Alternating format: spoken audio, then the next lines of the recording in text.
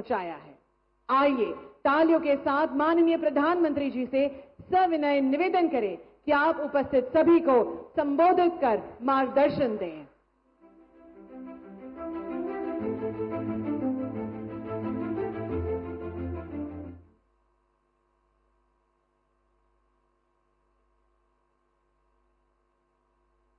गुजरात के लोकप्रिय मुख्यमंत्री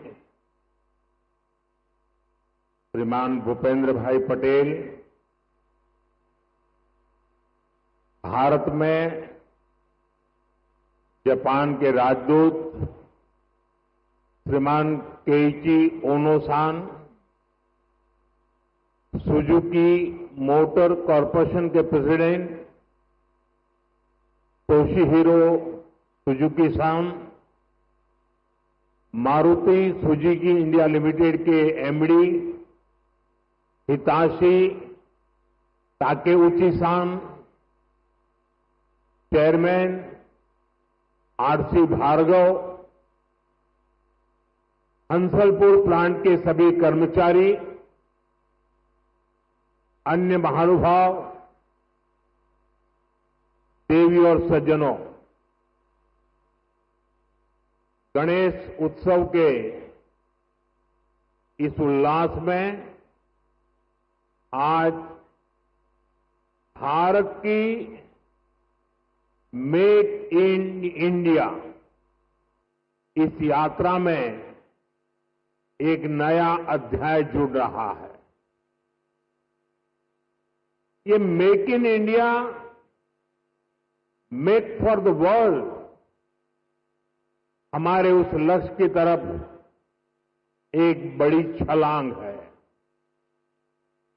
आज से भारत में बने इलेक्ट्रिक व्हीकल्स 100 देशों को एक्सपोर्ट किए जाएंगे।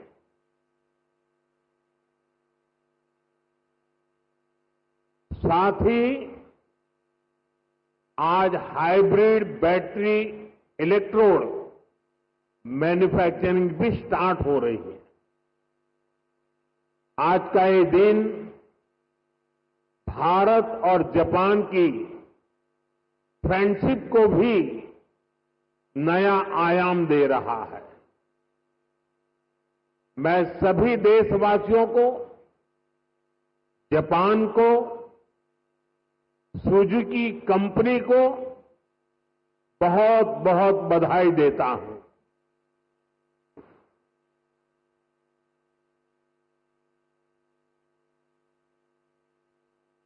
एक प्रकार से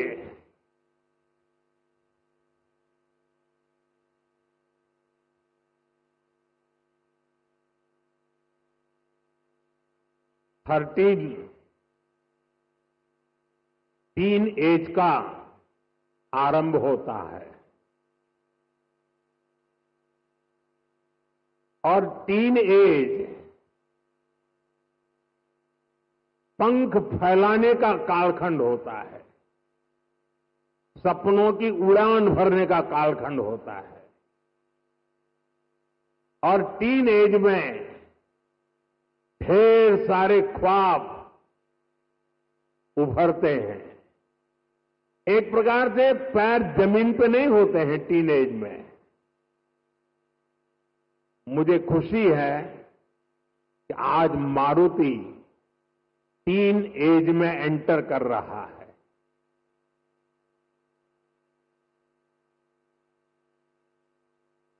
गुजरात का मारुति का टीन एज में प्रवेश यानी आने वाले दिनों में मारुति एक नए पंख फैलाएगा, नए उमंग और उत्साह के साथ आगे बढ़ेगा, ऐसा मेरा पूरा विश्वास है। फ्रेंड्स, भारत की सक्सेस स्टोरी के बीज करीब करीब 13 साल पहले बोए गए थे। 2012 में जब मैं यहां का मुख्यमंत्री था, तब हमने मारुति सुजुकी को हंसलपुर में जमीन अलॉट की थी। विजन उस समय भी आत्मनिर्भर भारत का था, मेक इन इंडिया का था।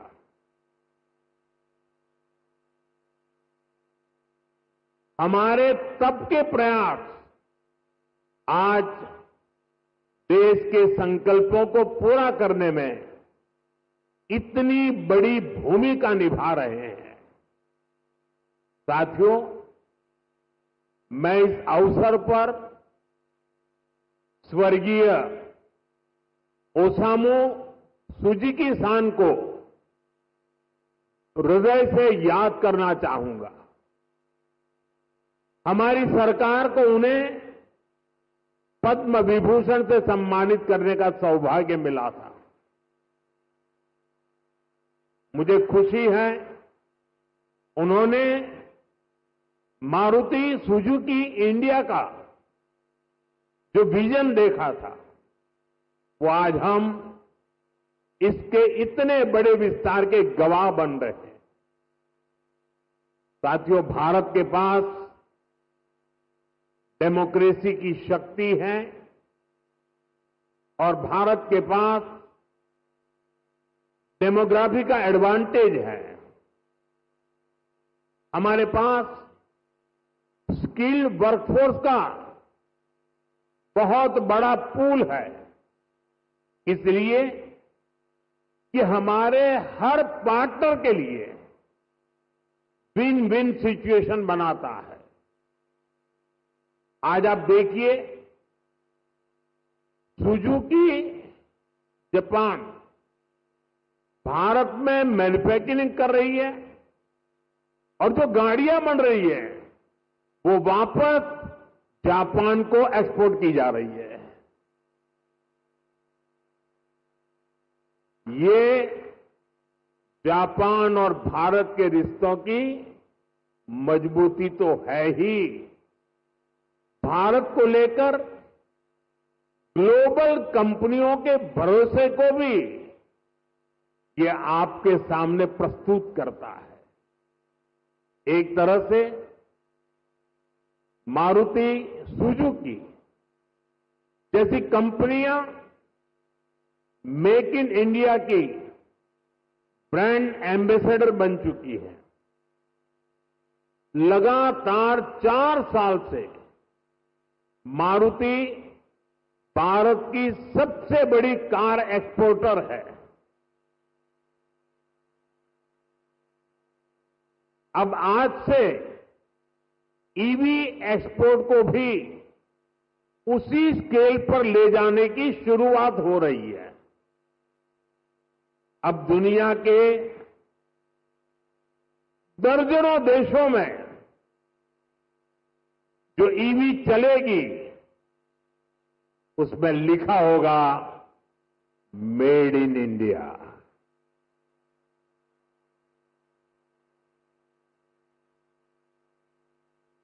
फ्रेंड्स, हम सब जानते हैं ईवी इकोसिस्टम का सबसे क्रिटिकल पार्ट बैटरी है। कुछ साल पहले तक भारत में बैटरी पूरी तरह इंपोर्ट होती थी। ईवी मैन्युफैक्चरिंग को मजबूती देने के लिए ये जरूरी था भारत बैटरीज का भी निर्माण करे। इसी विजन को लेकर 2017 में हमने यहां टीडीएसजी बैटरी प्लांट की नींव रखी थी। टीडीएसजी की ही नई पहल पर इस फैक्ट्री में 3 जापानी कंपनियां मिलकर भारत में पहली बार सेल मैन्युफैक्चर करेगी। भारत में बैटरी सेल के इलेक्ट्रोड भी लोकल लेवल पर तैयार होंगे। ये लोकलाइजेशन भारत की आत्मनिर्भरता को नई शक्ति देगा। इससे हाइब्रिड इलेक्ट्रिक व्हीकल्स के कारोबार में और तेज गति आएगी। मैं आपको इस ऐतिहासिक शुरुआत के लिए अपनी अनेक अनेक शुभकामनाएं देता हूं। साथियों, कुछ साल पहले उस समय तक ईवी को केवल एक नए ऑल्टरनेट के तौर पर देखा जाता था, लेकिन मेरा मानना रहा है ईवी कई समस्याओं का ठोस समाधान है। इसलिए पिछले साल मैंने अपनी सिंगापुर विजिट के दौरान कहा था, हम अपनी पुरानी गाड़ियों को, पुरानी एम्बुलेंसेस को हाइब्रिड ईवी में बदल सकते हैं। मारुति सुजुकी ने इस चुनौती को स्वीकार किया और केवल 6 महीने में एक वर्किंग प्रोटोटाइप तैयार कर दिया। अभी मैंने वो हाइब्रिड एम्बुलेंस का प्रोटोटाइप देखा भी है। ये hybrid ambulance PM E drive scheme में पूरी तरह फिट बैठती है। लगभग 11,000 करोड़ रुपए की इस योजना में ई एम्बुलेंस के लिए भी बजट निर्धारित किया गया है। हाइब्रिड ईवी से पॉल्यूशन भी घटेगा और पुराने व्हीकल्स को ट्रांसफॉर्म करने का विकल्प भी मिलेगा। साथियों, क्लीन एनर्जी और क्लीन मोबिलिटी ये हमारा फ्यूचर है। ऐसे ही प्रयासों से भारत तेजी के साथ क्लीन एनर्जी और क्लीन मोबिलिटी का एक रिलायबल सेंटर बनेगा। साथियों, आज जब दुनिया सप्लाई चेन डिसरप्शन से जूझ रही है, ऐसे समय में लगता है कि भारत ने पिछले दशक में जो नीतियां बनाई वो देश के कितने काम आ रही है। 2014 में जब मुझे देश ने सेवा का अवसर दिया, उसके बाद से ही हमने इसकी तैयारी शुरू कर दी थी। हमने मेक इन इंडिया अभियान शुरू किया। ग्लोबल और डोमेस्टिक मैन्युफैक्चरर्स दोनों के लिए देश में अनुकूल वातावरण बनाया। भारत में मैन्युफैक्चरिंग एफिशिएंट और ग्लोबली कॉम्पिटिटिव हो, इसके लिए हम इंडस्ट्रियल कॉरिडोर्स बना रहे हैं। हम प्लग एंड प्ले इंफ्रास्ट्रक्चर बना रहे हैं, लॉजिस्टिक पार्क्स बना रहे हैं। भारत कई सेक्टर्स में मैन्युफैक्चरर्स को प्रोडक्शन लिंक इंसेंटिव का बेनिफिट भी दे रहा है। साथियों, हमने कई बड़े रिफॉर्म्स के जरिए इन्वेस्टर्स की पुरानी कठिनाइयों को भी दूर किया।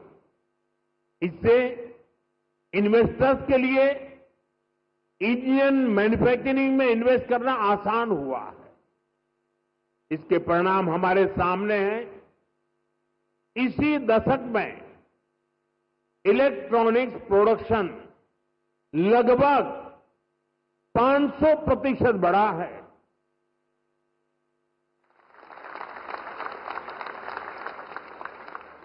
मोबाइल फोन प्रोडक्शन 2014 की तुलना में 2700% तक बढ़ गया है। डिफेंस प्रोडक्शन में भी पिछले दशक में 200% से भी ज्यादा की वृद्धि हुई है। ये सक्सेस आज भारत के सभी राज्यों को, हर एक राज्य को भी मोटिवेट कर रही है। उनके बीच रिफॉर्म्स को लेकर, इन्वेस्टमेंट को लेकर एक हेल्दी कंपटीशन शुरू हुआ है, जिसका लाभ पूरे देश को मिल रहा है।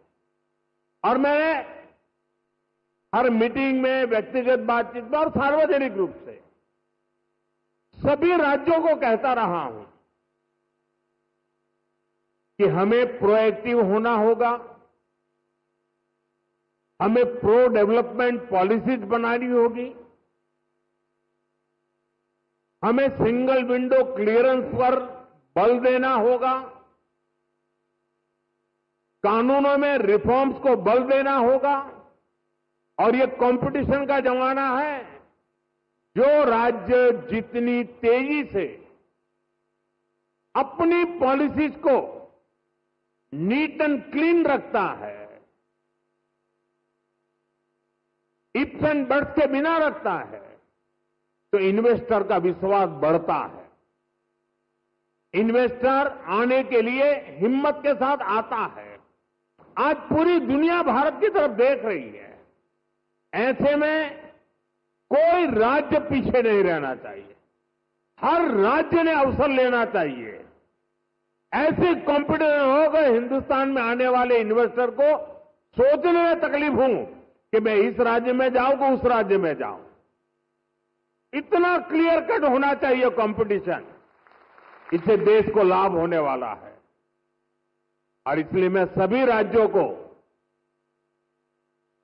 निमंत्रण देता हूं कि आइए, रिफॉर्म की स्पर्धा करें, गुड गवर्नेंस की स्पर्धा करें, प्रो डेवलपमेंट पॉलिसी की स्पर्धा करें और हम 2047 विकसित भारत बनाने के लक्ष्य को तेज गति से पार करने में अपनी भागीदारी सुनिश्चित करें। फ्रेंड्स, भारत यहीं पर रुकने वाला नहीं है। जिन सेक्टर्स में हमने बेहतर परफॉर्म किया है, हमें उनमें और बेहतर करना है। इसके लिए हम मिशन मैन्युफैक्चरिंग पर जोर दे रहे हैं। आने वाले समय में हमारा फोकस फ्यूचरिस्टिक इंडस्ट्री पर होगा। सेमीकंडक्टर सेक्टर में भारत टेक ऑफ कर रहा है। देश में इसके 6 प्लांट्स तैयार होने वाले हैं। हमें सेमीकंडक्टर मैन्युफैक्चरिंग और आगे लेकर जाना है। साथियों, भारत सरकार ऑटो इंडस्ट्री के लिए रेयर अर्थ मैग्नेट की शॉर्टेज से जुड़ी कठिनाइयों के प्रति भी सजग है। इस दिशा में देश के सामर्थ्य को बढ़ाने के लिए हमने नेशनल क्रिटिकल मिनरल मिशन भी लॉन्च किया है। इसके तहत देश में अलग अलग जगहों पर 1200 से अधिक खोजी अभियान चलाए जाएंगे। क्रिटिकल मिनरल्स को तलाशा जाएगा। साथियों, अगले सप्ताह ही मैं जापान जा रहा हूं। भारत और जापान का रिश्ता केवल डिप्लोमेटिक रिलेशन से कहीं ऊपर सांस्कृतिक और भरोसे का रिश्ता है। हम एक दूसरे की प्रगति में अपनी प्रगति देखते हैं। मारुति सुजुकी के साथ हमने जो जर्नी शुरू की थी, वो अब बुलेट ट्रेन की स्पीड तक पहुंच चुकी है। भारत जापान पार्टनरशिप की औद्योगिक संभावनाओं को साकार करने की बड़ी पहल यहीं गुजरात से हुई थी। मुझे याद है हमने 20 साल पहले जब वाइब्रेंट गुजरात समिट शुरू की थी तो उसमें जापान एक प्रमुख सहयोगी था। आप विचार कीजिए, एक डेवलपिंग कंट्रीज का एक छोटा सा स्टेट, उसका इन्वेस्टमेंट समिट और जापान जैसा डेवलप कंट्री उसका पार्टनर हो, ये दिखाता है कि भारत और जापान की नींव कितनी मजबूत है। और मैं आज जब ये वाइब्रेंट गुजरात की यात्रा की याद कर रहा हूं, तब मेरे मित्र यहां बैठे हैं, वो पहले भारत में एम्बेसडर हुआ करते थे 2003 में। आज वो भी यहां मौजूद है। अब वो रिटायर्ड हो गए हैं, लेकिन उनका भारत प्रेम, गुजरात प्रेम वैसा का वैसा है। मैं उनका भी स्वागत करता हूं।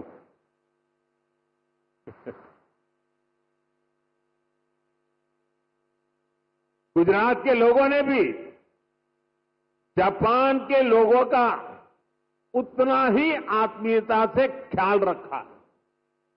हमने इंडस्ट्री से जुड़े रूल्स एंड रेगुलेशंस जापानी भाषा में प्रिंट करवा कर दिए। जब मैं गुजरात में था, हर छोटी चीज पर मैं ध्यान रखता था। इवन मेरा जो विजिटिंग कार्ड होता था ना, वो भी मैं जापानी में बनाता था।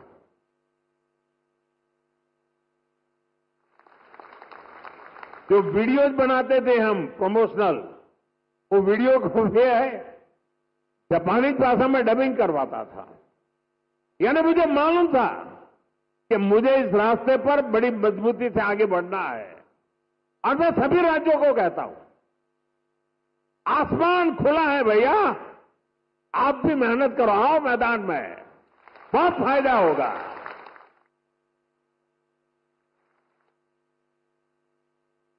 मुझे याद है शुरू में जब जापान के हमारे साथी आते थे तो मैं नया नया उनकी निकटता मेरी बढ़ती चली जा रही थी, तो उनकी हर चीज को मैं समझ पाता था। मैंने देखा है कि जापानी लोगों का एक नेचर है कि उनको अपना जो कल्चरल इकोसिस्टम है वो उनकी पहली प्राथमिकता होता है। उसमें जापानी फूड चाहिए। जैसे गुजरात के लोग हैं ना, उनका भी ऐसा ही है। वे गुजरात में कहीं सैटरडे संडे को कहीं न कहीं रेस्टोरेंट में खाने की आदी है, तो वहां जाएंगे तो मैक्सिकन फूड मांगेंगे, इटालियन फूड मांगेंगे। लेकिन गुजरात के बाहर कहीं जाएंगे तो गुजराती फूड खोजते रहते हैं। मैंने देखा जापान के लोगों का भी ये स्वभाव है, और इसलिए मैंने यहां जापानी क्विजीन की व्यवस्था कराई। मैंने उसकी एक होटल चेन को बुलाया। मुझे पता है, बाद में मुझे बताया गया कि भाई जापान के लोग हैं, गोल्फ के बिना तो नहीं चल सकता। मैंने उसको भी प्राथमिकता दी और अपने जापानी साथियों को ध्यान में रखते हुए हमने, जो गुजरात में गोल्फ का नामो निशान नहीं था, 7-8 नए गोल्फ कोर्स डेवलप किए। देखिए, विकास करना है, इन्वेस्टमेंट लाना है, दुनिया को आकर्षित करना है, तो हर बारीकी पर देखना पड़ता है। और हमारे देश में कई राज्य हैं जो करते हैं। जो राज्य पीछे हैं, मेरा उनसे आग्रह है कि आप भी हर बारीकी को अवसर समझिए और विकास की नई दिशा पकड़िए। इतना ही नहीं साथियों, हमारे स्कूल में, हमारे कॉलेजेस में, हमारे यूनिवर्सिटी में बहुत बड़ी मात्रा में जापानी भाषा सिखाने को प्राथमिकता दी जा रही है। बहुत सारे जापानी भाषा सिखाने वाले टीचर्स आज गुजरात में भी है। कई स्कूलों में जापानी भाषा सिखाई जा रही है। साथियों, हमारे इन प्रयासों से भारत जापान के बीच पीपल टू पीपल कनेक्ट बहुत बढ़ रहा है। स्किल और ह्यूमन रिसोर्स से जुड़ी एक दूसरे की जरूरतों को भी हम पूरा कर पा रहे हैं। मैं चाहूंगा मारुति सुजुकी जैसी कंपनियां भी इस तरह के प्रयासों का हिस्सा बने और यूथ एक्सचेंज जैसे प्रयासों को बढ़ाएं। साथियों, हमें इसी तरह आने वाले समय में सभी अहम क्षेत्रों में आगे बढ़ना है। मुझे भरोसा है हमारे आज के प्रयास 2047 के विकसित भारत की इमारत को नई बुलंदी तक लेकर जाएंगे और मुझे भरोसा है कि जापान इस लक्ष्य की प्राप्ति में हमारा भरोसामंद पार्टनर बनकर साथ चलता रहेगा। हमारी दोस्ती अटूट रहेगी और मैं तो कभी कभी कहता था कि जहां तक जापान और भारत का रिश्ता है, ये मेड फॉर ईच अदर वाला रिश्ता है। मैं आज विशेष रूप से मारुति को बहुत बहुत शुभकामनाएं देता हूं और अभी तो ये टीन एज की शुरुआत है। आपको पंख फैलाने हैं, नए सपने बुनने हैं। आपके संकल्पों के लिए, उसकी पूर्ति के लिए हम पूरी शक्ति से आपके साथ हैं। इसी विश्वास के साथ आत्मनिर्भर भारत के अभियान को हम सब आगे बढ़ाएं, वोकल फॉर लोकल बने, स्वदेशी ये हमारा जीवन मंत्र बनना चाहिए। दोस्तों, गर्व से स्वदेशी की तरफ चल पड़ो। और यहां जापान के द्वारा जो चीजें बन रही है ना, ये भी स्वदेशी है। मेरी स्वदेशी की व्याख्या बहुत सिंपल है। पैसा किसका लगता है उससे मुझे कोई लेना देना नहीं है। वो डॉलर है, पाउंड है, वो करेंसी काली है, गोरी है, मुझे कोई लेना देना नहीं है। लेकिन जो प्रोडक्शन है उसमें पसीना मेरे देशवासियों का होगा। पैसा किसी का, पसीना हमारा। जो प्रोडक्शन होगा उसमें महक मेरी देश की मिट्टी की होगी, मेरी भारत मां की होगी। इस भाव के साथ आप मेरे साथ चलिए दोस्तों। 2047 में हम ऐसा हिंदुस्तान बनाएंगे, आपकी आने वाली अनेक पीढ़ियां आपके इस त्याग का गर्व करेगी, आपके इस योगदान का गर्व करेगी। आपकी भावी पीढ़ी के उज्जवल भविष्य के लिए, आत्मनिर्भर भारत के इस मंत्र के लिए, स्वदेशी के मार्ग के लिए मैं आज मेरे देशवासियों को निमंत्रण दे रहा हूं। मैं आपको निमंत्रण दे रहा हूं। आइए हम सब चल पड़े। 2047 विकसित भारत बना के रहेंगे। दुनिया की भलाई में भारत का योगदान बढ़ाते रहेंगे। इसी भावना के साथ आप सबको बहुत बहुत शुभकामनाएं, बहुत बहुत धन्यवाद। धन्यवाद माननीय प्रधानमंत्री जी। आपने न केवल गुजरात बल्कि पूरे भारत को make in India, make for the world का मंत्र दिया है।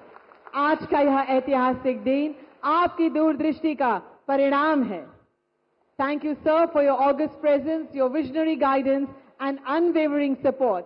We remain deeply and forever grateful